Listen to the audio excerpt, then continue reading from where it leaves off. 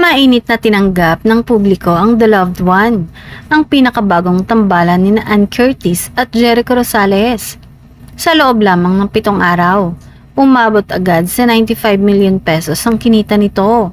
Patunay na sabik ang mga manonood sa kanilang reunion movie. Sa direksyon ni Irene Villamor, hindi lang simpleng love story ang inihatid ng pelikula.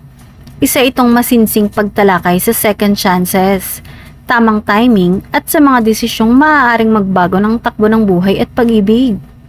Maraming nanood ang umaming napaiyak sila sa mabibigat na eksena ni Ann at Jericho. Ramdam ang sakit, panghihinayang at pagmamahal sa bawat linya. Natural ang palitan nila ng tingin at dialogue kaya mas naging totoo ang kwento. Malinis at classy ang visuals, bagay sa mature na tema ng pelikula. Hindi rin maikakaila na timing ang paglabas nito malapit sa Valentine season, kaya mas lalong dinagsa sa sinihan. Pero higit pa sa date ng pagpapalabas, ang puso ng pelikula ang tunay na dahilan kung bakit ito tinangkilik.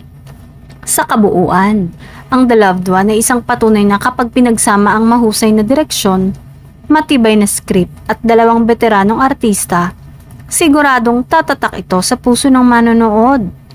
Isa itong pelikulang hindi lang basta kinilig, kundi nagpaiyak, nagpaalala at nagpaisip tungkol sa tunay na kahulugan ng pagmamahal.